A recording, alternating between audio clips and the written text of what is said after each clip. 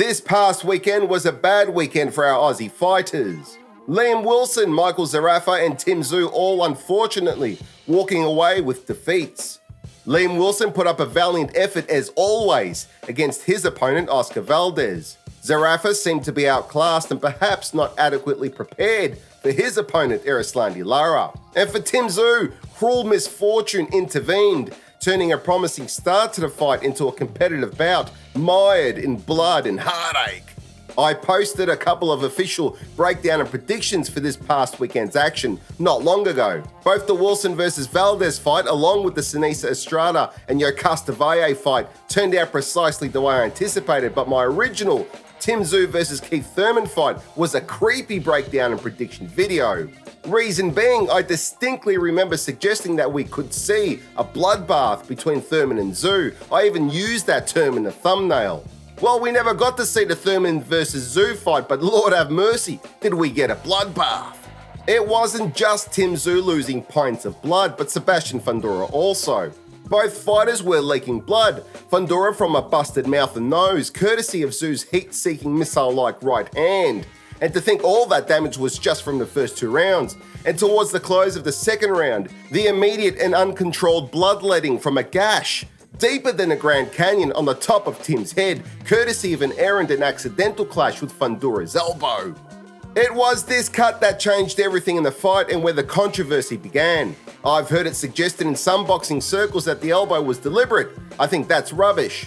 It looked completely accidental, and furthermore, if the shorter fighter is going to close distance in order to get on the inside of the, in this case, much taller fighter, perhaps to maybe target the body, when in that range you might expect that you're going to walk into an elbow occasionally. Up to the point that the cut occurred, Tim was clearly winning rounds 1 and 2. Hindsight is 20/20, but the controversy from the cut onwards is that the fight should have been stopped. But by who? The doctor looked at the cut. He asked Tim Tszyu if he could see and continue on. Tim said he could. The ref can't stop the fight unless the fighter's corner or doctor gives instructions that the fighter can't continue because of a cut. The biggest criticism I'm hearing is that Tim's corner should have stopped it on behalf of Tim, or that the corner was ill-prepared to deal with a cut like that. I will say this, the cut where it was is in a difficult place to control bleeding, particularly if it's a deep cut, which it was. Expert cut men, guys like Stitch Duran, have stated this. Ex-champions like Robert Garcia, Chris Algieri and Paulie Malignaggi, for example, have been quite vocal about the fight not being stopped after the cut. With Tim Tszyu up in the first 2 rounds, the fight could have been stopped after the third and ruled a no contest, or maybe after the 4th round where Tim Tszyu could have potentially scored a decision win, or at the very least a draw. Tim would have kept his WBO belt and fought another night. Again, hindsight is 20/20. At the end of the day, I think Tim was determined to see the fight through. It was his US breakout moment headlining a card in Las Vegas. First pay-per-view on Amazon Prime, his moment to make an impact on the US market, and I think he didn't want to disappoint. His corner didn't want to rob Tim of his moment, despite the severity of the cut. It is Las Vegas after all. Team Tszyu took a punt. With confidence in their fighter, they took a gamble that their man could maybe get a late knockout win, add even more drama to an already dramatic night of boxing and become a unified champion. Unfortunately, it backfired, but even then, to go to full distance, essentially with one eye, mind you the other eye would have been affected also, and with all that blood loss, to still push the fight to a split decision is indicative of Tim Tszyu's warrior mentality, and he's only earned more fans as a result. Immediately after the fight, we heard Sebastian Fundora's promoter, Samson Lukowicz, talk about potentially making a Fundora versus Errol Spence Jr. unification fight. The fact that Spence Jr., who was coming off a complete beatdown at the hands of Terence Crawford approaching almost a year ago, could waltz in and have a shot at unifying titles, much in the same way that Sebastian Fundora stepped in last minute to face Tim Tszyu after similar circumstances, speaks to the accusations of PBC fuckery. Don't shoot the messenger, I'm just relaying what I'm hearing and reading.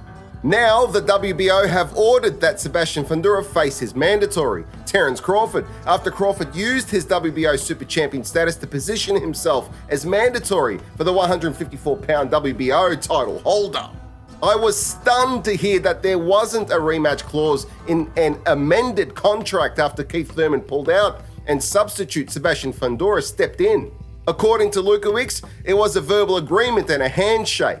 Boxing is a sleazy business. If it's not written down, a verbal agreement isn't worth the air it's uttered in. However, Lukowicz has stated that Sebastian Fundora will honour that agreement and grant Tim Tszyu their rematch. I think it's only fair. When Tim Tszyu's opponent, Keith Thurman, was switched last minute to Sebastian Fundora, a fighter polar opposite to the fighter Tszyu had been in camp training for, Team Tszyu could have said no thanks, not enough notice. They didn't. Instead, they saved the main event. I think Fundora should return the favour. If the rematch happens, Fundora will likely be stripped of his WBO, which means Tim will be fighting for the WBC if the WBC sanctions it, now that Serhil Bohachuk is WBC interim champion. This also means that Tim Tszyu will have to take another diverted path to unifying titles at Super Welterweight. The vacant WBO will then likely be contested between Terence Crawford and next in line in the WBO rankings, either Josh Kelly or maybe Erickson Lubin. Xander Zayas, I think, is a bit too green for now, and Oscar De La Hoya recently threw Virgil Ortiz's name in the hat, so who knows? And Errol Spence is being thrusted into the mix also, so it's all a bit of a mess. The fact is, Tim Tszyu wants the big names.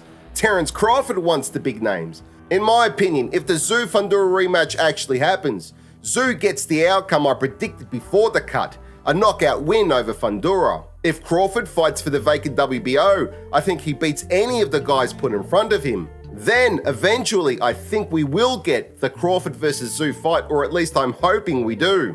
That would be a massive event here in Australia, but with Tim Tszyu looking to make a name for himself in the States and Crawford happy to fight on home soil, not that I think he'd have a problem fighting here in Oz, but I do see it going down in Vegas. The question is, who wins? Thank you for watching Pound for Pound TV. Please remember to subscribe and hit that notification bell for future updates. See you in the next one. Check out our Patreon page to become a Patreon family member where you'll receive some cool perks. If you're looking for some new threads, we've got t-shirts, hoodies, and much, much more. So head on over to our Michael Akobi Pound for Pound TV stores. They can be found on Redbubble and Spreadshop. Join me on my travels and head on over to my other YouTube channel titled Barefoot and Free. There you can follow me as I traverse the many parts of our planet and occasionally get into a spot of bother. Nonetheless, it's always fun and entertaining. If you're struggling with some of life's obstacles and challenges, my book How to Get Out of Life Traps might just be the answer that you're looking for to help guide you through the difficult times. It's helped many get past some of their darkest moments, and it might do the same for you. You can purchase it on Amazon, where you can also find a wide range of my other works. Those works include screenplay to book adaptations, a fairly unique concept, with genres covering comedy, heist and revenge, drama, supernatural and crime, if that's more your cup of tea. You can find them by following the link provided.